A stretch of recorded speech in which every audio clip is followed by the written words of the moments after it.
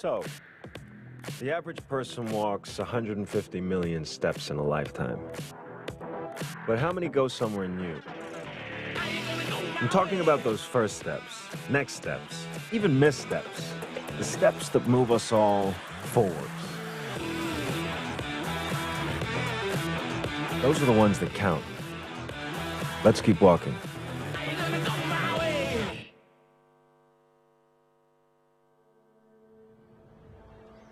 Maybe it's in the place where it all began. In the quiet journeys. In the extra miles. In the plans that pave the path.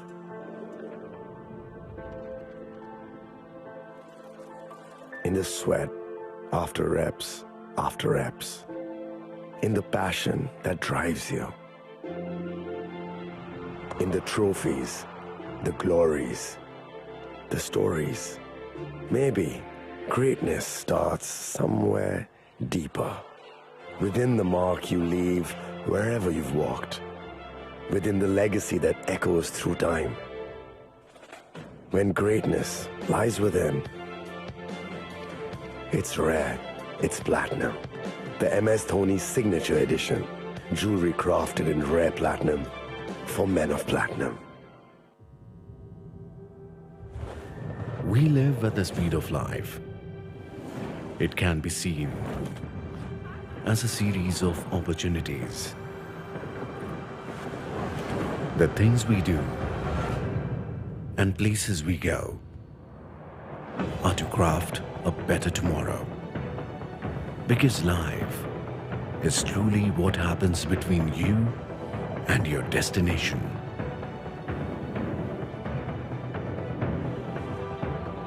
And for those who see the possibilities, there is a Lexus. The luxury you know just became more refined.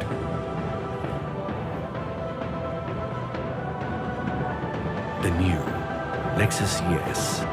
Refinement crafted. What if every day felt extraordinary?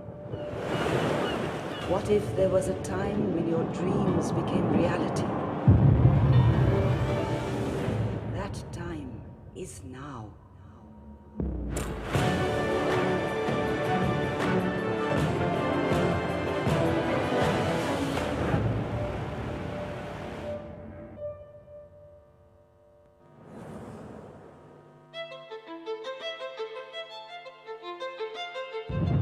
At Varna Drive, we introduce the unique concept of Varnas of life, a harmonious blend of 23 vibrant colors, each representing a distinct aspect of life.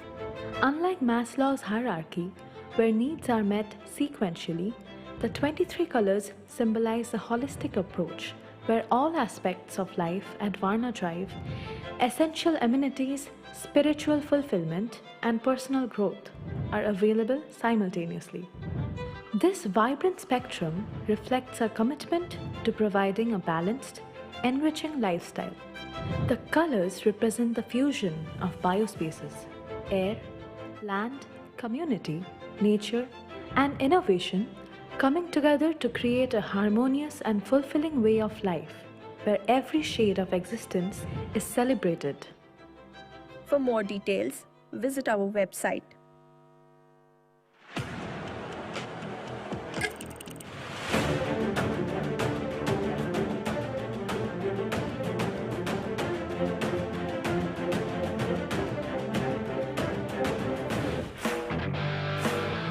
A big round of applause for Brand Avatar made this show possible.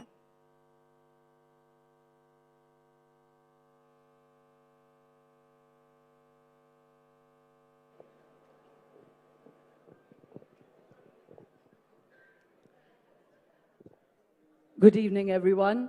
A very, very warm welcome to all of you. I'm Shoma Chaudhary. I'm the founder of Lucid Lines. We're a small, passionate group of people who are passionate about the power of ideas and conversation. We believe it's really one of the fundamental building blocks of a society to have evidence-based, reasoned, well-intentioned dialogue as much as possible between opposing sides to create credible spaces in society, and that's what public life really emanates from. And that's the intention of Ignition. It's to provide keys to different worlds, and it's always fantastic to be here in Chennai. The last time we had Chennai Super Kings and the hall was full. This time there was a false alarm about a cyclone, and we have 950 of you turn up for what is going to be a riveting evening. So thank you very much for being here. Before we get into the fantastic array of conversations that we have lined up this evening, I'd like to thank those who really make it possible for all of us to come together here as a community of curious and engaged and discerning people. Absolutely foremost among them, and I would really love all of you to give them a very warm applause, is the Shiv Nadar Foundation. Shiv Nadar Foundation has been created by Mr. Shiv Nadar, who's the founder of HCL Technologies, a 13.5 billion, one of the largest technology companies in the country. And their core vision is creative philanthropy. They want to bridge the socioeconomic divide through the transformative power of education and ideas. And they have eminent schools, universities, colleges, but very, very importantly, they also have Vidya Gyan and the Shiksha Initiative, through which they provide top-class education and opportunity to thousands of those who are economically disenfranchised and don't have the same opportunity as others. They have more than a 1 lakh alumni community. They have 2,300 teachers, an existing school community of 15,000 students. And having experience of them and all of us, now it's been 2 years that they have been making Ignition possible. They are amongst the most gracious patrons because they believe in an idea and they back it to the hilt. And they support the arts, habitats, conversations like this, which very few people want to support. But they truly believe, as I said, in the power of ideas. And we're very, very grateful to have them as our presenting sponsor for Ignition. I'd also like to thank Johnny Walker. They're not just one of the best and finest whiskeys in the world. Again, we're proud to partner with them because their ethos is that they want to create a society and communities that are diverse, that embrace differences and are progressive. So again, it's wonderful to have them with us always, to lubricate our evenings and our brains with wonderful liquids. So please give them a round of applause. I'd like to thank Wumadi Bangaru Jewelers, one of the finest jewelers in the country. They've been there for 100 years, trusted by 6 generations. Wonderful craftsmanship in gold, diamonds, and I laughed the last time to say that I would like to change my career or my sponsors or my husband to be able to afford their jewelry. But if any of you can, I'm wearing some of theirs right now. I get to do this and feel like a princess momentarily, but they have a stall at the back. It's exquisite jewelry. They have 2 showrooms here in Chennai.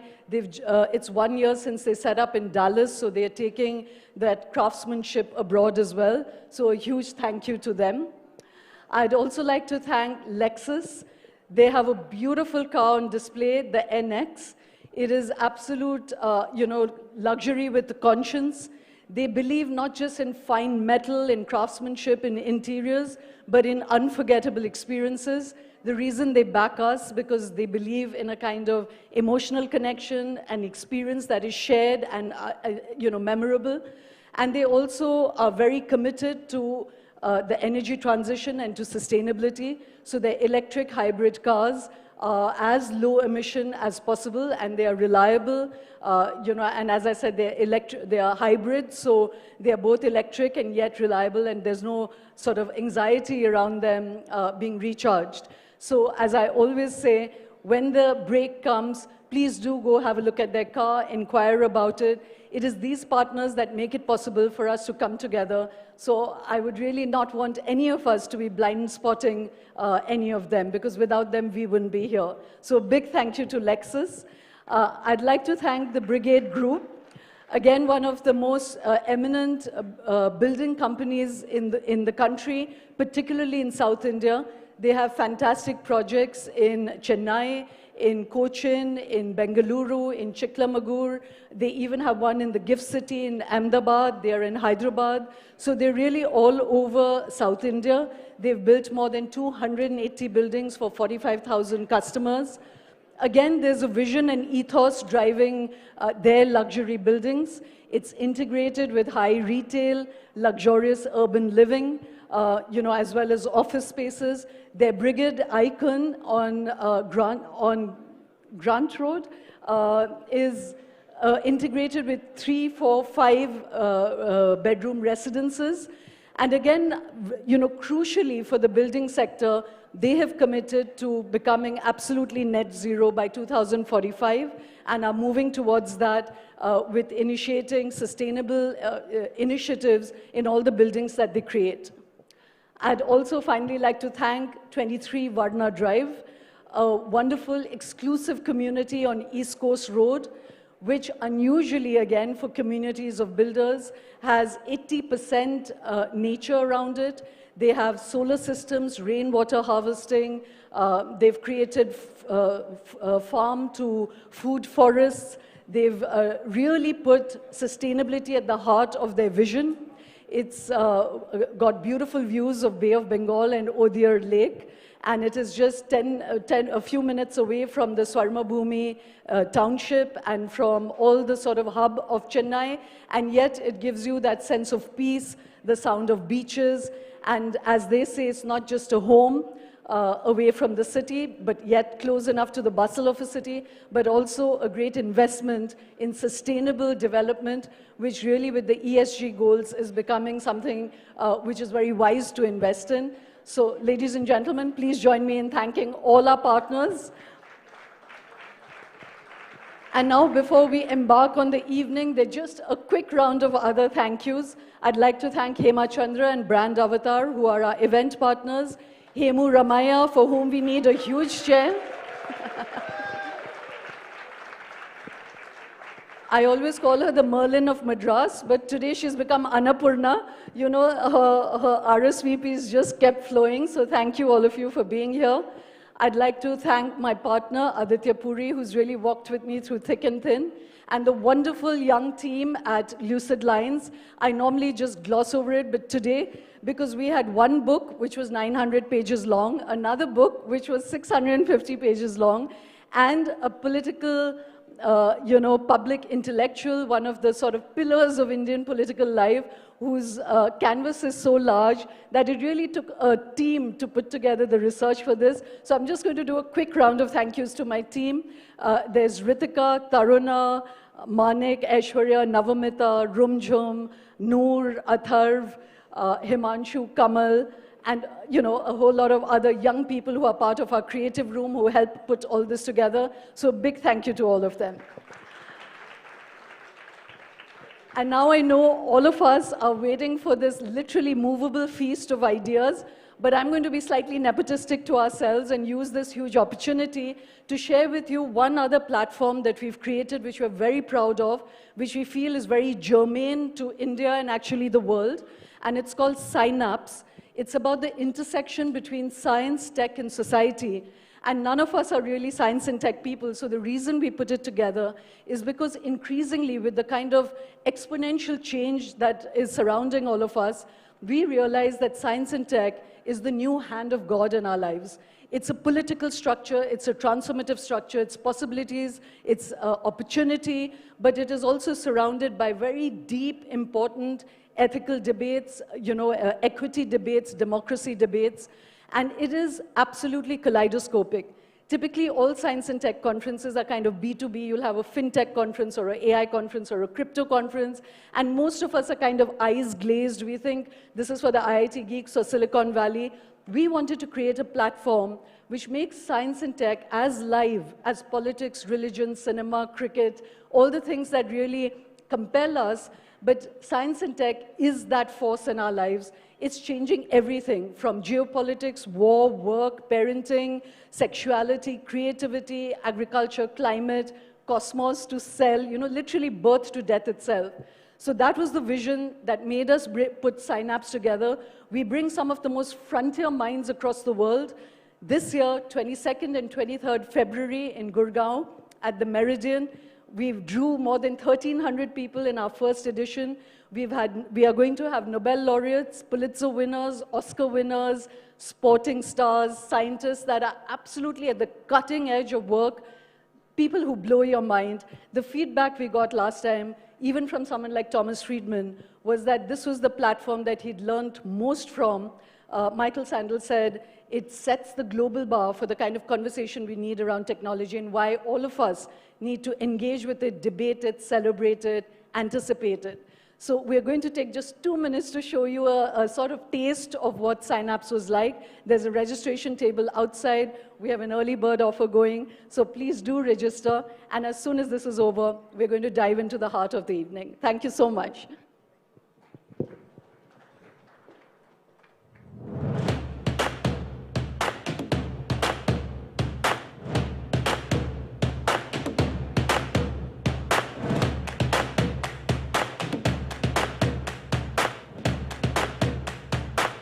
I'm Shoma Chaudhary. I'm the founder of Lucid Lines.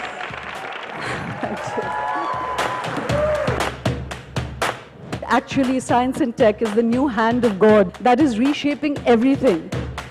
What we, at the heart of it, want to look at is the dynamic, the shifting, disturbing, exhilarating, complicated dynamic between nature, humans, and technology.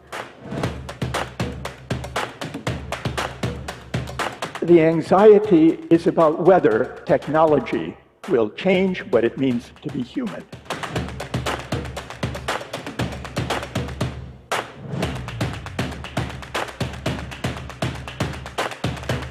No one in this room is going to say that the future world in which we exist is going to be simpler. This immense machine that nobody really understands how it works. It's similar to How to Train a Dragon, where we don't have a set playbook. How do we constrain the political power of the large technology companies who are responsible for generating it? So do you think this is one of the biggest tests of democracy that we've had?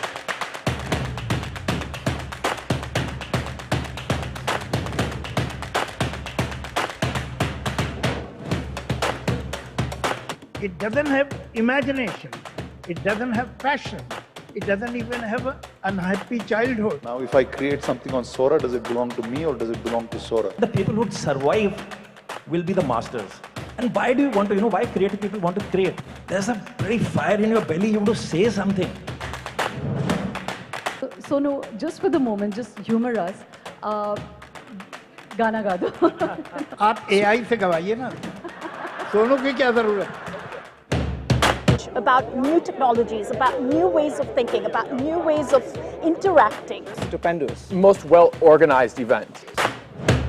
We're going through, in effect, 2 climate changes in once. One in the change of the climate, and one in the change of the climate of technology. Maybe we actually have almost a moral duty to spread life, intelligence, consciousness, and complexity in the universe. If you think the Holy Grail is consciousness, these drugs allow you to shift consciousness. Birds and whales use quantum navigation. So if they can do it, we can do it. I'm a risk taker. I'd rather try to do something I felt would be really, really important. I'd rather try and fail than not try. We've since implanted 6 individuals with this technology, and they're all similarly able to independently control a device with thought alone. Scientists themselves are very uncomfortable with what you did. This medicine is for the people. I'm here to fight for their biological freedom. There is a new view of what technology and its role in society has to be. And that is coming from India. India is going to be the land of open source. Quantum mechanics violates realism. AI is one more proof of the uniqueness of consciousness, and I'll tell you why.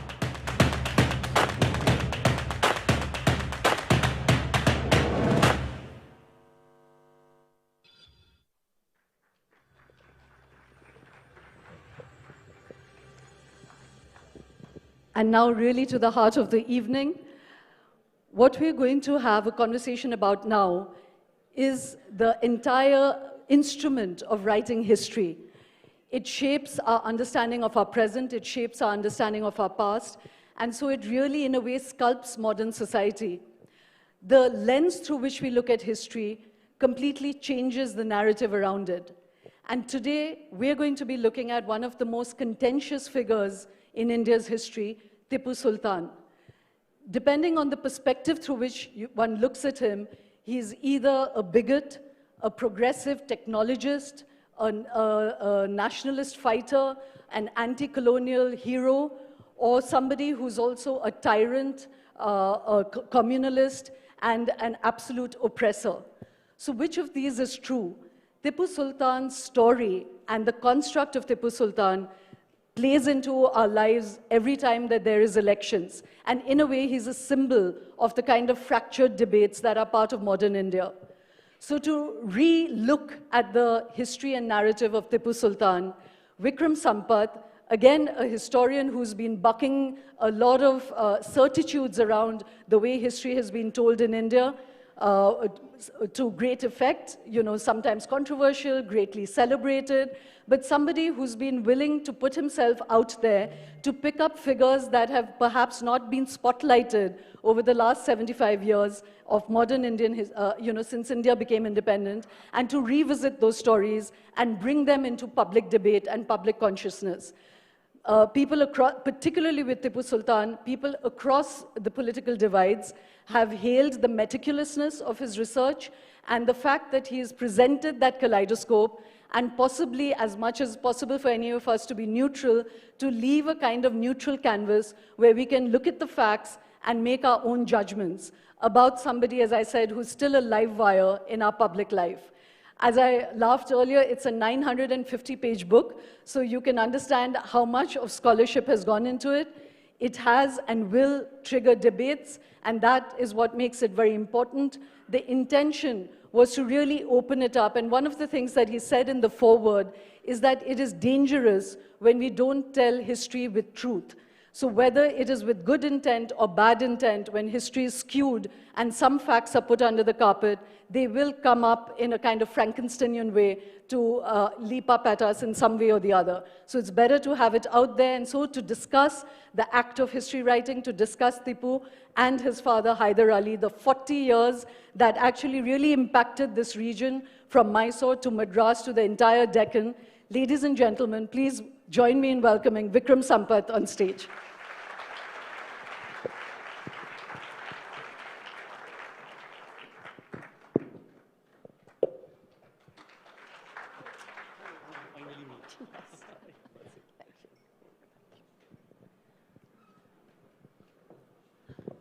Vikram, thank you so much.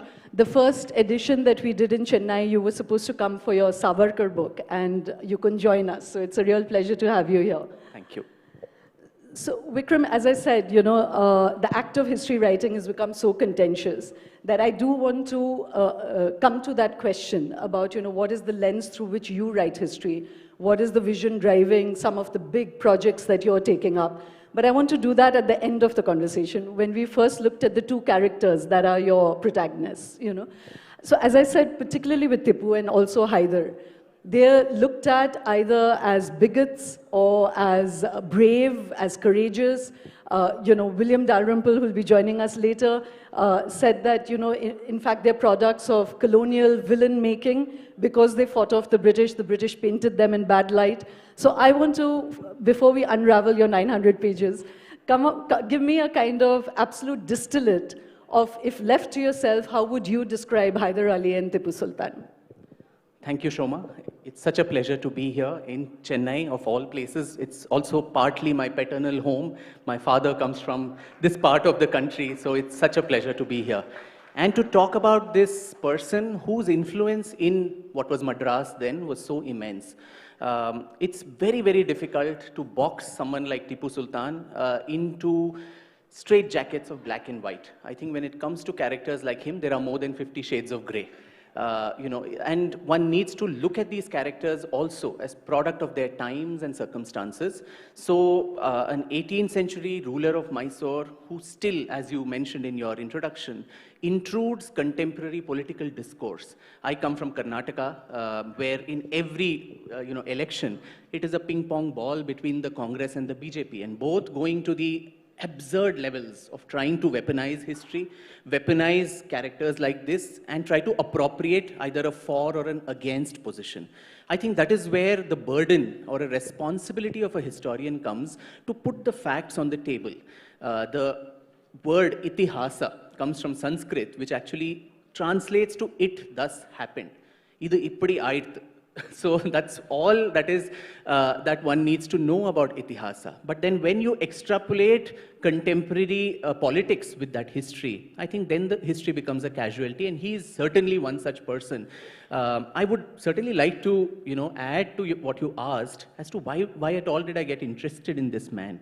I must say, in a very perverse and a very serendipitous way, I owe my entire literary career and historiography to Tipu Sultan.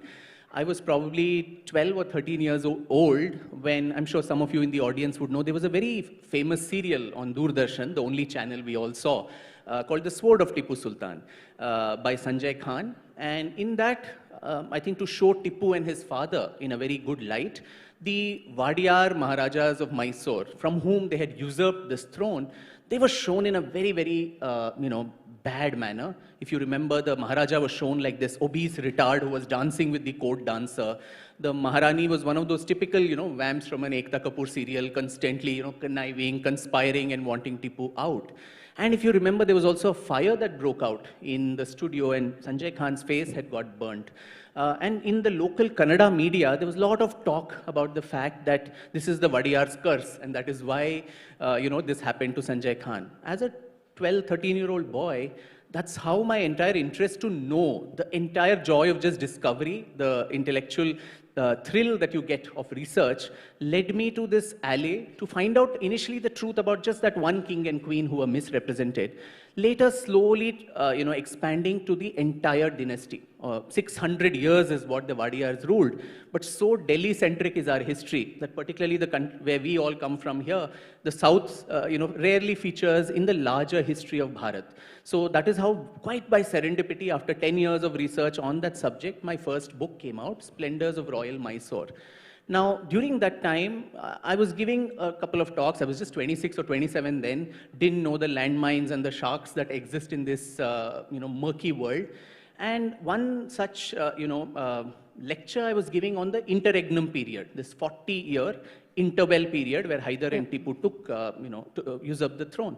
I was reading out letters which Tipu had written to his commanders in Calicut, saying, go and convert 4 lakh infidels and kafirs and break this, break that. While I was doing that, a civilized audience like this, suddenly one section of it broke out in protests.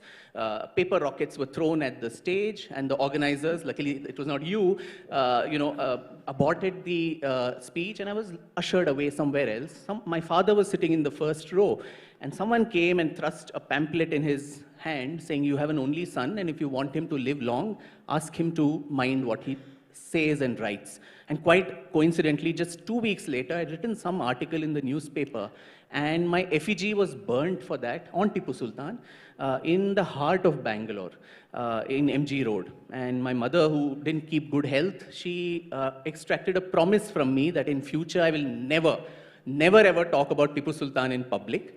Now, I kept the promise to her till she was alive. I unfortunately lost her in 2018.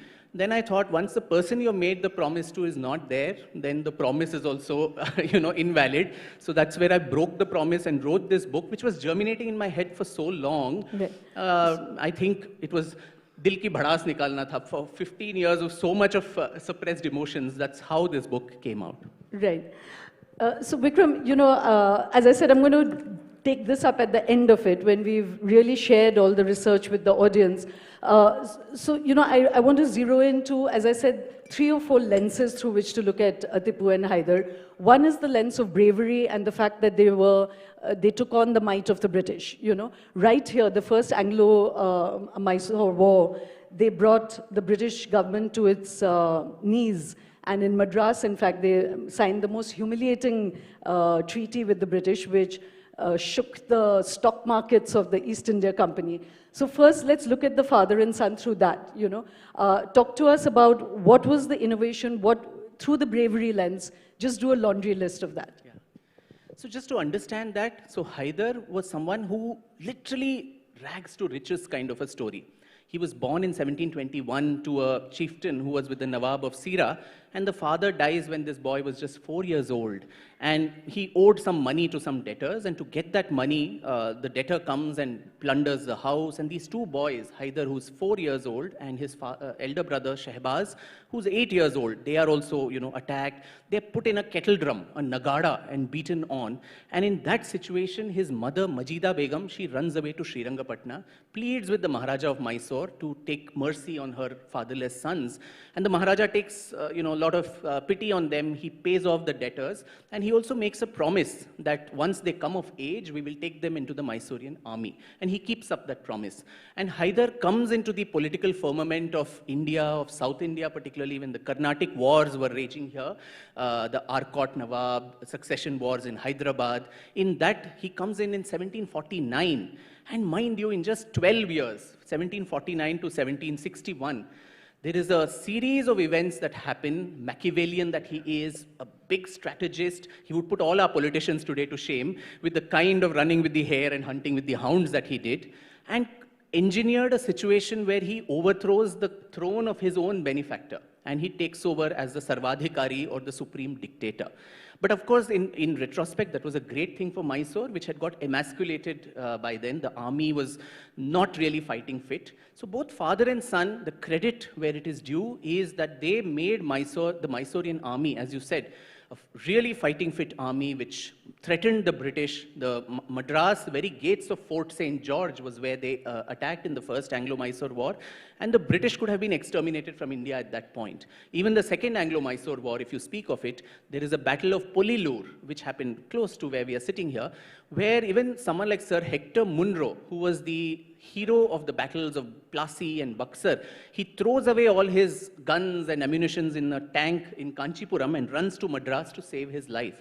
So that way, I mean, there were 4 wars that the father and son waged against the British. It took the British 30 years to conquer the province of Mysore, the last, perhaps, bastion of resistance. Maybe if you consider the Sikhs later as one more bastion, because the Marathas had already gotten weakened by then. So in 30 years, 4 wars, 2 of which the father, spearheaded. Under his father's leadership, Tipu actually proved to be a great warrior. And some of these Battle of Polilur and other things, that was something he also participated. But the 3rd and the 4th Anglo-Mysore War, which he led independently, he actually didn't win any war against the British. And that's the dichotomy that we call him this, while he showed resistance, the result was not in his favor in both the wars. In the 3rd war, he actually loses half his kingdom. He has to give 3.5 crores as war indemnity at a time when the state budget was 2 crores. And he hostages his sons. Sons, both his sons. And after that, it was a steady downfall. And you had the last Anglo-Mysore War, where he's literally holed up inside his fort in Srirangapatna, and he's killed in battle on 4th of May, 1799. So that's been the arch. These 40 years, these interregnum years, while it's just 40 years, I think they shaped and they became the unmaking of India. Because after that, steadily, India's capitulation to British colonialism was, I think, a script that was unraveling, chapter by chapter, and we see it happening. So I'll just pick up on that phrase. One, just to add on quickly, but yes, they modernized that warfare. He took help of the French, artillery to create the kind of cavalry, to use the same technology, the ammunition of the British back at them. So he had that, both Hyder Ali and he had that foresight to actually modernize the armies. But you just used a phrase, that they shaped the unmaking of India, Vikram. So what did you mean by that? And I'm going to come to, as I said, the lens of bigotry and communalism later, but just sticking with their martial identity. In the book, there are times when you've said, say, Siddharamaya, for instance, wanted to create a float of Tipu Sultan as a celebration of Tipu. On the other hand, the BJP was trying to polarize it by saying that, their killers were actually the Gaudas rather than that they had been killed in battle. So that tension between celebration and denunciation or polarization, you've said that Hitler would never be celebrated, and so these two should really never be celebrated because they were writing to Napoleon, they were writing to the Caliph, they were writing to Afghanistan. He was inviting all of them to, invade India and take on the British. He took the French on. But at the same time, when you look at the wars of that time, the Marathas, the Nizam, him, and the British were the key protagonists. And it was a constantly unstable alliances. They were always coming together, coming apart. Was that not the nature of the time? Why do you reserve particular judgment for them to be doing this? I think you've covered a lot of aspects. I don't know where to pick so the thread core, up from. core idea is, why do you penalize Tipu for reaching out to unlikely alliances when the Marathas were doing that? Or No, I'm not penalizing anybody. I think a historian's work is not to sit in judgment of characters of the past or judge them by yardsticks and standards of today. I think the problem becomes when you call a person like this a freedom fighter who fought for the liberation of India. When you're taking French support to actually defeat the British, and the French, as seen in the Carnatic Wars, Dupleix was just here across in Pondicherry, the French had no less imperialist ambitions. So had Tipu by a stroke of destiny won, maybe we in Karnataka would be speaking French, or we would have this conversation today in French instead of English that we are having. We would have been a French colony. And you see, there he was playing to the rivalry between the British and the French, with the rest of the Ummah, the larger Muslim brotherhood that he was addressing, whether it was the Caliph from whom he sought sanction to be called a legitimate Badshah of Mysore. Because he knew he was a usurper. His father had usurped the throne. That was not a hereditary passover to the son. So you needed legitimacy. He writes so many letters to the Mughal emperor. The Mughal himself is, under the Marathas then. Yeah. He's totally powerless to give anything. So he writes to the Caliph saying, I am the true ruler of the faith, and I have done all these things. You wear those as medals that I have killed so many people, I have burned so many churches and temples, so make me the undisputed Badshah. And these letters also, whether it is to Napoleon or to Ahmad Shah Durrani, the Afghanistan ruler, very clearly 2 years before his death, he writes, come and invade India. And it's a very clear prescription and plan saying, let the war happen for 2 years. The first year, you come and let us together liberate the whole of northern India from the Kafirs. The predication is on the faith. So be it, the Marathas, the Rajputs, the Jats. And the second year, we'll liberate the whole of South India from the Kafirs. Then let us both meet at the center of this subcontinent and divide this whole country amongst us and make it an Islamic caliphate.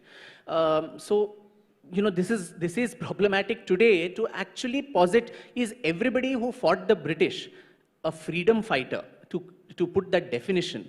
No doubt he was brave. As I said, no doubt the father and son actually made Mysore's army a fighting fit. The rockets that they developed, which was already there in a large part of the Deccan, but they changed the technology. Instead of the wooden and paper casing, they made it out of iron. And so the thrust of the rockets, the distance it could go, it spelled disaster, especially for the British. No doubt all of that. But is just being anti-British a criteria to call someone a freedom fighter? We do that post facto, knowing now that the British is the bad guy and anyone who fought against them is the good guy.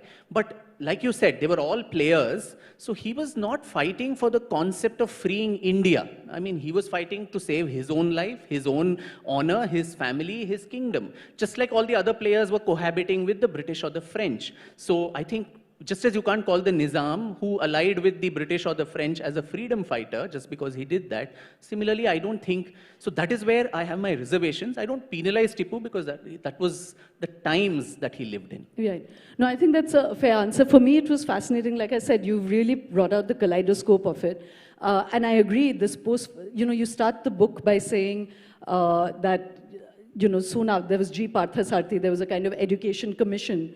And there was a discussion that now when we write our history, we must remove the thorns that will create, sort of hurt the psyche of our modern independent nation. So there was a kind of brushing over uncomfortable aspects of, say, some of these Muslim rulers, And for me personally, I think it's absolutely important that we bring this out for public conversation, for first of all, knowledge and discovery.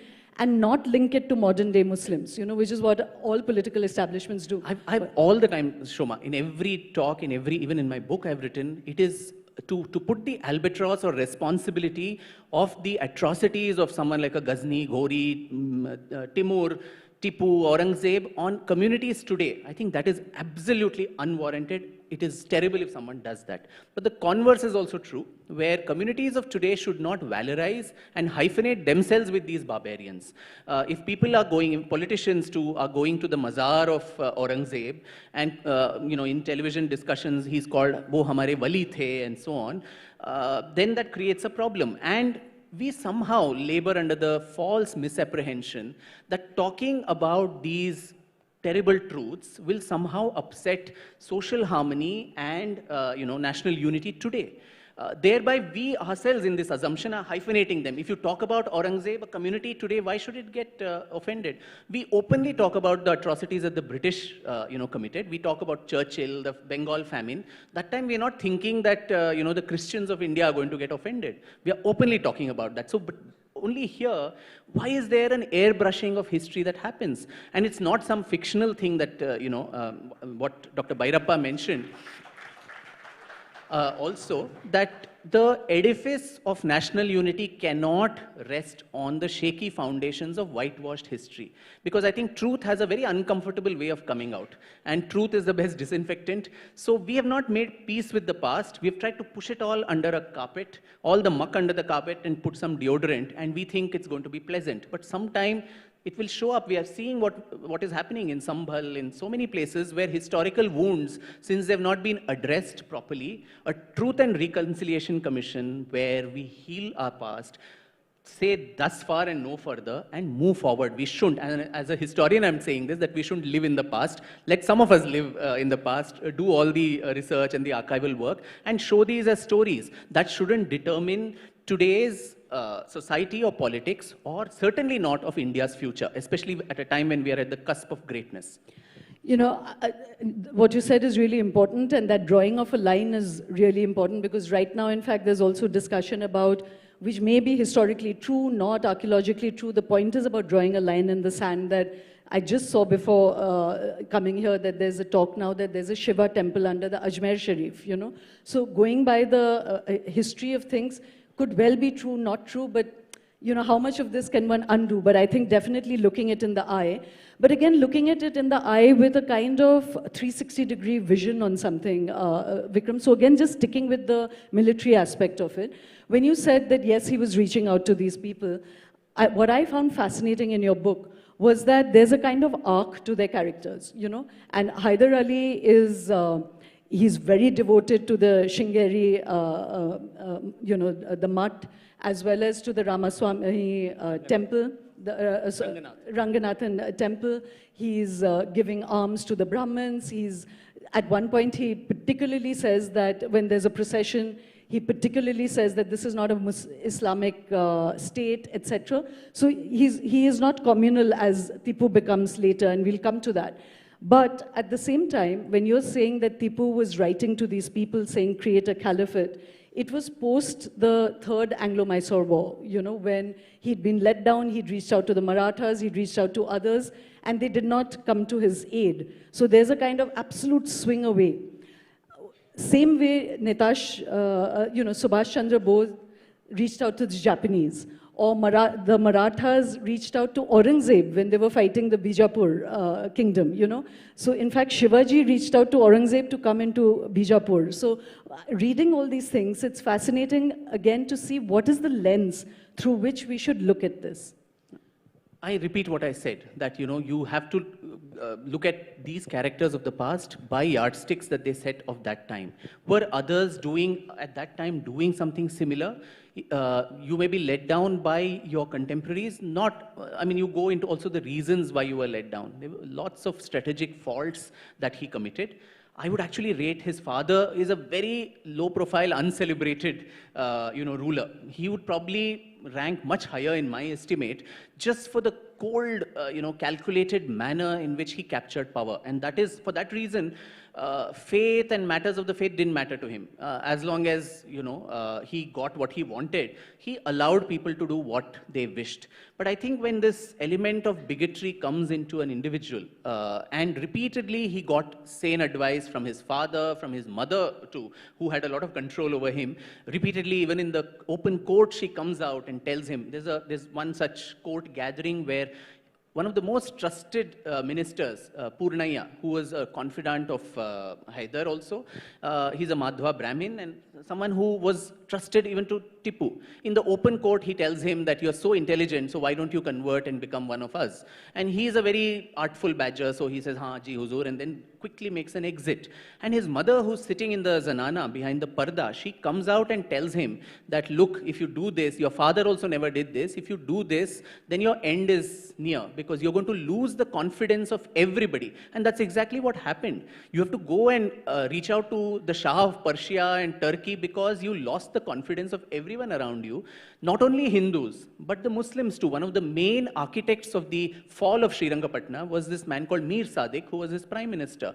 And Mir Nadim, who was a Kiledar, he closes all the escape routes of the fort so that he can't escape anywhere. He tries to escape on the 4th of May, but he doesn't have a place. So it's not a Hindu-Muslim binary here.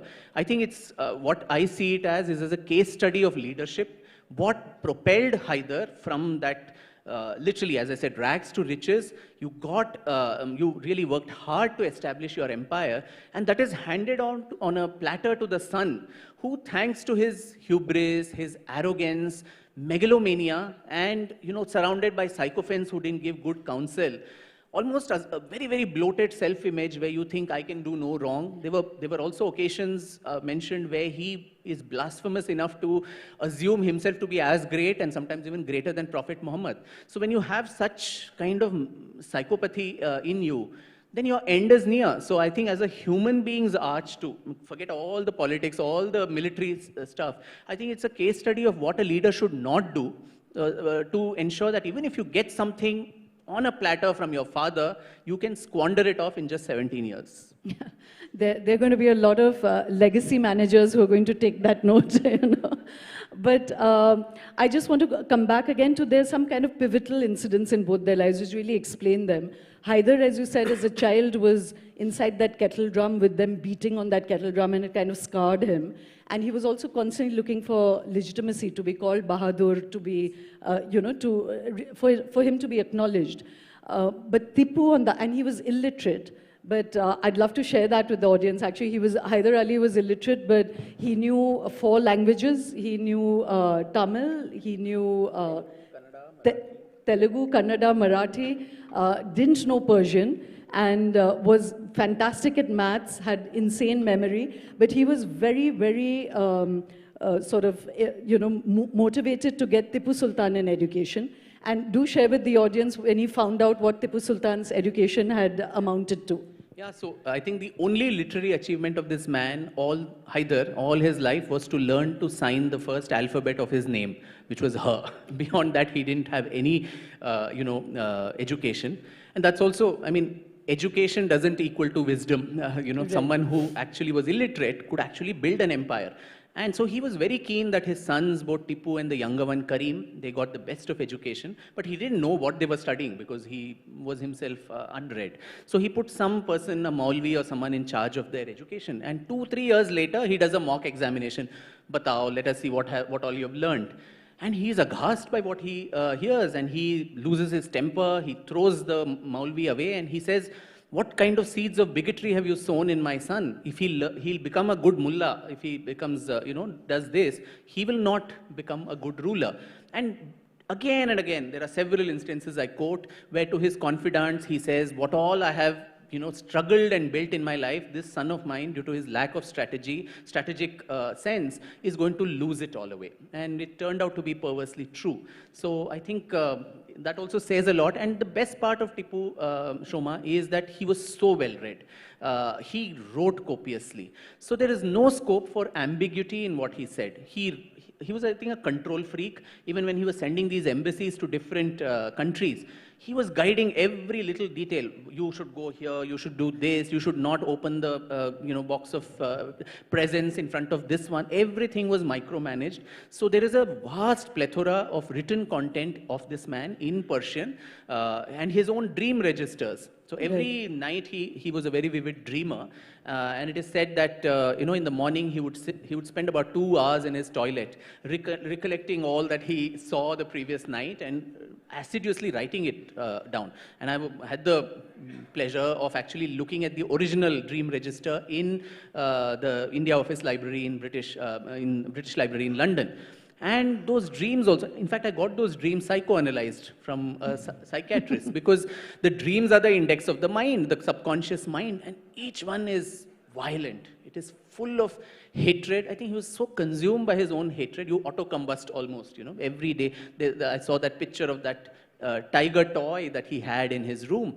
There was this huge contraption where there is a wooden contraption of a tiger feasting on a fallen British soldier, and it had a crank which you move, and then the whole contraption rotates, and there are these growls of the tiger and the howls and shrieks of the British soldier. And it is said every day he used to listen to that to inspire himself to fight the British. And the British found that in his palace after his death, and they were so enamored by it, they shipped it all the way to London, and quite unwittingly they placed it in a library. And it is said, but suddenly in the middle of the day when the scholars were deep in research, this contraption would automatically start operating by itself, and howls and shrieks. And so the librarian's quote I have reproduced, which said this terrible thing, it finally went into disrepair, and we're so glad nobody repaired it. They immediately shipped it off to the Victoria Albert Museum, where it still lies. And somewhere that was very symbolic. Just as they had silenced the toy's owner, I think the British silenced the toy too. And it just sits there as a mute spectator to the kind of historical, upheavals that this subcontinent saw then. So, I want to shift quickly to some of the true atrocities that he committed, which are shocking to read. And again, it's important that it sees the light of day, is acknowledged and set aside as immaterial to modern India. But so give us a laundry list. Again, I would pick the 3 big anecdotes: what he did to the Christians of Mangalore, what he did to the, the Palghat, and then what he did to the Mandya Brahmins. Yeah. If you pick those 3, that will be indicated. So before I get to that, I mean, people could argue, and rightly so, that kingship and violence are intrinsically linked. And we are talking of a pre-modern era of 18th century when, most of them were violent. Hyder was also violent when it came to invasions outside, though, as I said, he was tolerant within the kingdom, but outside, when he attacked particularly Malabar, the northern Kerala districts of Malappuram, Calicut, Chirakkal, all these little principalities, or this part of the country in the Carnatic, there was lots of violence. In Coorg, for instance, he orders for 5 rupees for every Coorgi head that is brought, and ghoulishly sitting and counting heads and distributing money. And after 600 heads come, Coorgis are very fair and tall and very good looking. One pretty young boy's face comes, and he takes pity at it, saying, "Oh, such a pretty boy, let's stop the beheading." If that boy's head was not pretty, then many more would have been beheaded in the process. So that cruelty of kingship is accepted, but we must understand that some are more cruel than the rest of them. And when it comes specifically with the identity of an individual, which is what a genocide, as per the United Nations, prevention and protection against crime of genocide in 1948, the definition is, even if you have the intent to actually target people based on their race, their color, their religion, whatever. So that is genocide. And in that, of course, Tipu went very, very far. And as I said, he wrote copiously. So there is no, this thing for ambiguities, reason, because he himself is gloating over this. He's writing these letters, he's gloating over it, he's recording it and sending it to all those badshahs abroad.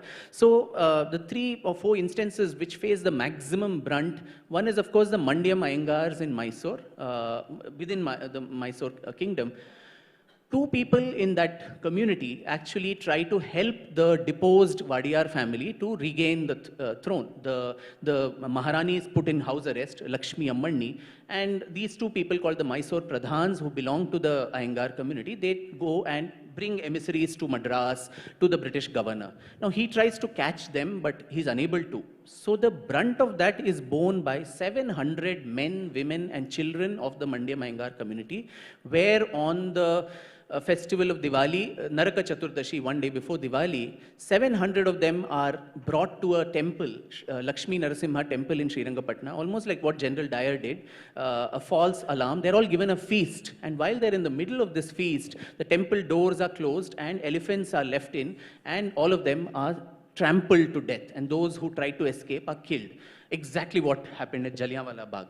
So, and you say this happened some other time. I would say the intergenerational memory and trauma is such that even to this day, after 250 years, members of the Mandya Mayengar community do not celebrate Diwali on the day that all of us in India celebrate. They observe that as a day of Shraddh and mourning, and I think 1 week later is when they commemorate Diwali. So that memory is not something fossilized in the past. It is very, the hurt, the wound of that is very much there in successive generations. So that was one. The other was with the Kodavas in Coorg, where, as I said, both Hyder and Tipu wanted control over Coorg, and untold miseries, meted on all of them. In fact, 12th of December every year, the Kodava National Council commemorates that as the day of a martyr's day, because on that day in 1785, almost something like 40,000 people, they were invited to this place called Devati Param. And again, this false alarm. Come for negotiations, they come believing him, then they come unarmed, and then when they are unarmed, they're all killed. And there in his letters to his commander, Zainul Abidin Shustri, he says something very horrifying. He says, after you've caught all of them, convert not only the captors who are alive, convert even the dead. Even the dead bodies have to be circumcised and converted to Islam, and that is documented. Now you have to take the person when it's the first person talking. And he writes back saying, as per your orders, so many dead bodies have been converted. Then you have the Mangalore Christians. Again, you see on Ash Wednesday, which is an important event in the Christian calendar, almost something like 60,000 to 80,000 Kannada Christians from Mangalore dragged all the way, tied to elephants, from Mangalore to Srirangapatna, 300 kilometers, pregnant women being asked to march, most of them delivering babies on the way. And after they came to Srirangapatna, if they didn't convert, their noses and lips being cut off, and they paraded on donkeys. Almost 27 churches in Mangalore which were destroyed. All of this, why? Because some of the bishops who were Portuguese, during the Second Anglo-Mysore War, they helped the British. They collaborated with the British. And when Tipu's attack was imminent, they all took a ship and ran away to Goa. But the brunt of all of that fell on the poor Mangalore Christians who were probably laborers and farmers. They had nothing to do with the politics. Just like those 700 men, women, children had nothing to do with his politics. But to teach the community a lesson, so as I said, targeted killing based on someone's identity. If you want to catch those people who collaborated with your enemy, that is fine. But you're targeting the entire community. Similarly, the Nayars in Malabar. I mean, the warrior class that they are. I mean, the kind of atrocities in Calicut, in various parts where 4 lakh people, and that's also documented by him, that so many were converted. And the long list, I actually write of the long list of temples that he destroyed in Kerala, whose living examples and archaeological proof is there even now. There is one temple where his army or someone goes and tries to break the Shivlinga. The Shivlinga doesn't break. So, and that is still there. It has the marks of the sword on it. They come out and they see the Nandi there. And so the Nandi bears the brunt of the anger. And so its head is cut off. And the Nandi is like that only even today. Headless. So, Vikram, again, if we were so it's important, as I said, that this gets an airing, it's looked at in the eye, and like you said, Tipu should just stop being a ball of modern, ricocheting between celebration or vilification. So this is the point, Shoma, that, when this Tipu Jayanti business was started by the Congress government, I mean, BJP doing what it does, it can do. But civil communities went up in protest. Now, the Christians of Mangalore have nothing, I'm sure, to do with the BJP. But you had the Archbishop of Mangalore, the Archdiocese, several Christian communities coming out in protest, saying, how can you do this to our wounds, what our ancestors faced? 27 churches are still standing, as live witnesses of what was done. Don't our emotions matter? So the Christians there, some of the Malayalis also, and the Mandya Mayangars, the Kodavas even now, so much so that the Kodavas have started asking for a separate state. They said, we don't want to associate with Karnataka itself because this is something totally, this is not the only reason, but this is certainly one of the reasons where they say we have culturally nothing in common with the rest of Karnataka. And this is what has happened to our ancestors, and still the political establishment of that state valorizes such a person. Individuals wanting, you form a Tipu fan club, the same kind who came and gave that pamphlet to my father and threatened me and so on, that is still fine. Let them commemorate anybody's birthday, death day, whatever. But an elected government in a democratic country on taxpayers' money to actually commemorate a person like this whose crimes and the wounds of which are still alive, I mean, that's why I said you can't have a Hitler Jayanti in Israel or Germany. It's almost the same. So, Vikram, again, in the interests of that complexity, two questions I wanted to put to you here, and we're going to run out of time soon, is that at the same time, so Haider, as we said, was actually not someone who was communal, and he used to support thousands of temples. He gave money to Brahmins. He was constantly consulting astrologers. Some of his closest advisors were Brahmins, and at one point he in fact said that a monk would at least lives in peace rather than me being a badshah, always seeing assassins and conspirators, So he was... Team has done good research. Yes. Now we have Tipu Sultan, who while doing all of this, and like you said, it's all documented, at the same time, was also reaching, particularly for Adi Shankaracharya's mutt, he had great sanctity. He called it Sarvamanya, that he'll not give taxes there.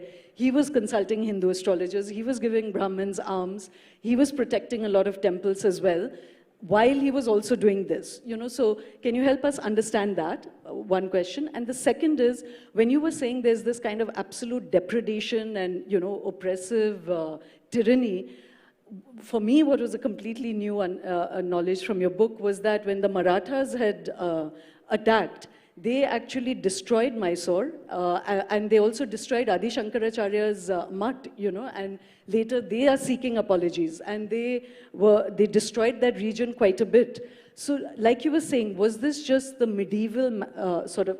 In fact, Tipu Sultan and his father have a completely bizarre agreement where Tipu says, you can share that with the audience, Is that just indicative, like you said, that violence was just the currency? And help us understand both these two. No, as I said, violence is intrinsic with kingship of the medieval times. But as I said, some are more violent and violent for a particular reason, with a specific targeting based on identity.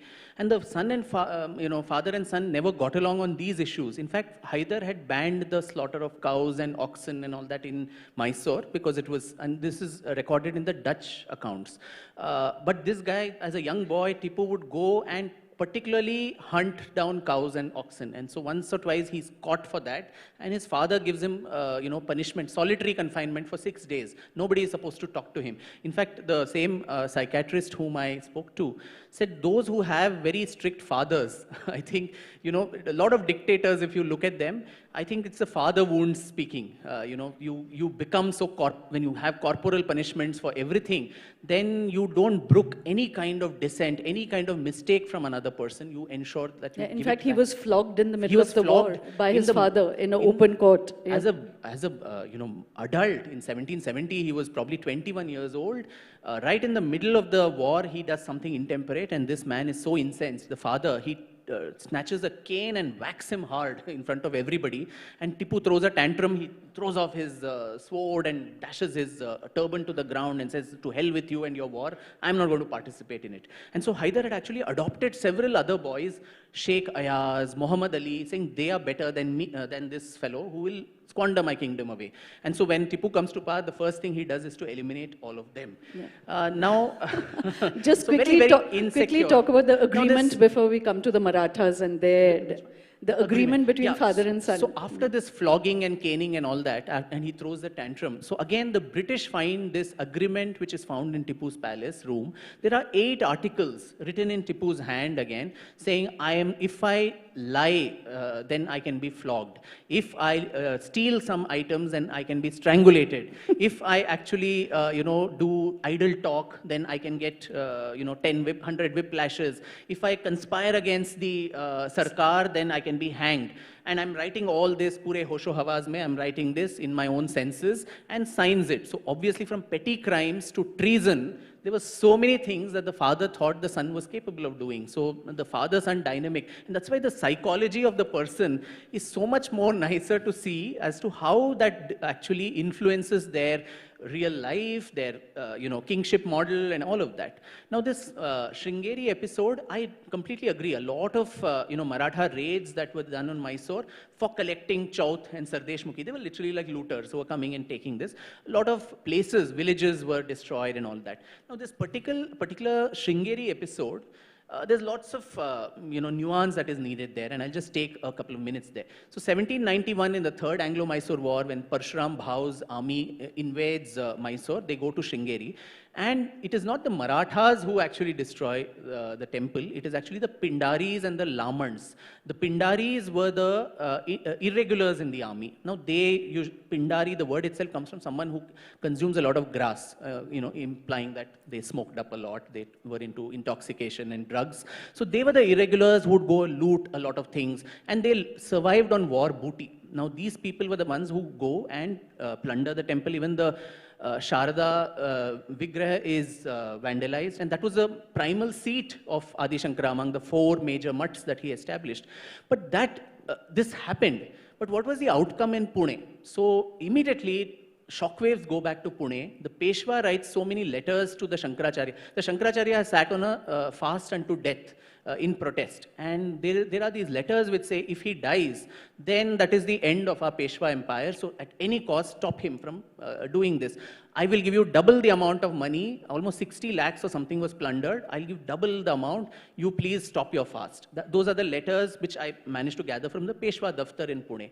Now at that time, this man who already had a good equation with the Shankaracharya says, don't accept money from the Peshwa. I will give you money. You take this. So you can also look at it as a very, very smart realpolitik move, where before your opponent comes to get, the benefit, you actually, save the situation for yourself.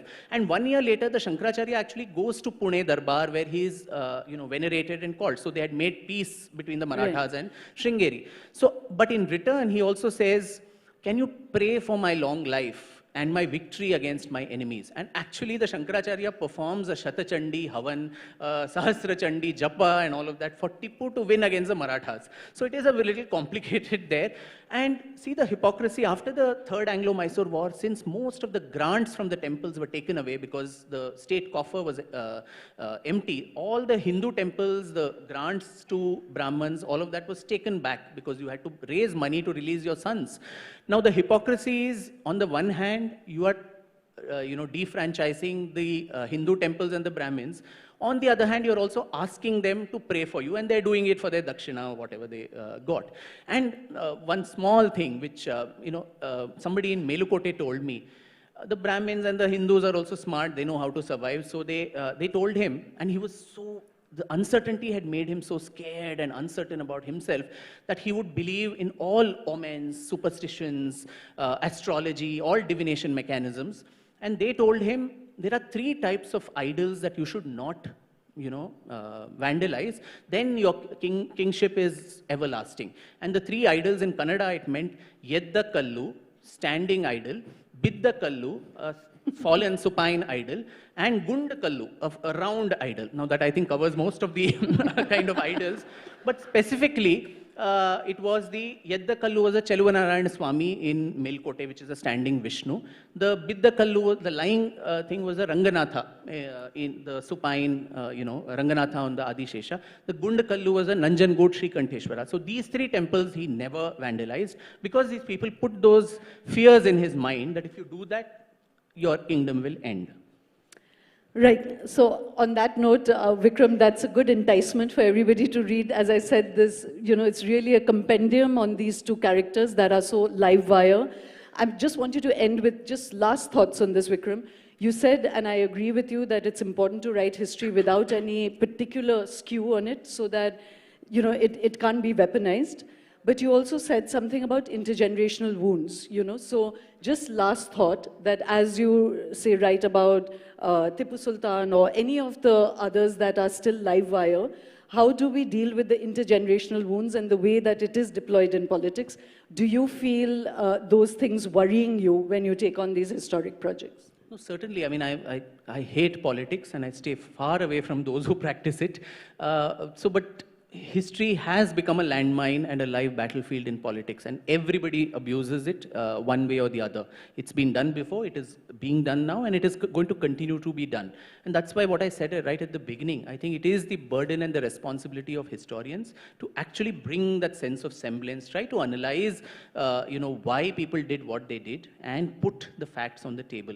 In fact, as part of to foster new scholarship in Indian history, I've also established a foundation called the Foundation for Indian Historical and Cultural Research, FIHCR, where what we're trying to do is to go back to the primary sources. I think our view of Indian history is so skewed because most of our history is written in languages we don't understand or comprehend, whether it is Sanskrit, Prakrit, Pali, Sen Tamil, or Persian, Arabic. Our window to Indian history is only those 250 years of British rule and translations by Westerners or by our own people who either are unaware of the language or, maliciously they mistranslate. In Sanskrit, one word can have 10 meanings depending on the context. So you really need a scholar who understands that language so well. So as part of the FIHCR, one is we are also creating these multidisciplinary projects where a modern historian will, sit along with a Sanskrit Pandit, a Prakrit scholar, an archaeologist. Archaeologists and historians never talk to each other. And we've also instituted a Sir Jadunath Sarkar Fellowship for Indian History, where every year we are going to give them a substantial stipend of 15 lakhs, and the ask is at the end of it, you come out with a publish-worthy manuscript, which is meticulously researched, but it is also accessible. I think the only antidote to distorted history, if one could use that word, is more and more scholarship. It is not social media wars, it is not those outrages, it is, and let the politicians do what they do, what they are best at. I think at least it is the common people who should be armed with information. And as that adage goes, Jnanam Paramam Balam, knowledge is power supreme. Once you have the knowledge, you can't be taken for a ride by these politicians, at least. We can try. Thank you so much, Vikram. Thank you very much. Thank you. I just wanted to end with one thing which the book really gave me, and actually other young historian scholarship is giving me, particularly in the Deccan. Like I said, as we focus on Tipu and others, what emerges for me is that there was really no one clean narrative. It was always shifting, the allegiances were shifting, the Bijapur kingdom, even Krishnadeva Raya of the Vijayanagar kingdom that is positioned as the peak of Hindu kingdoms, actually was fighting the Orissa Raja, Hindu Raja, for the maximum part of his life and making alliances with Bijapur and Golconda and others. The last battle, yes, was against the Muslim kingdoms, but it's a constantly shifting landscape, and I would love to leave that thought so that we complicate history and don't get into the binaries that political leaders try to take us into. Your book is a big contribution to that, so thank you very much. Thank you, Shoma. Thank you, everyone.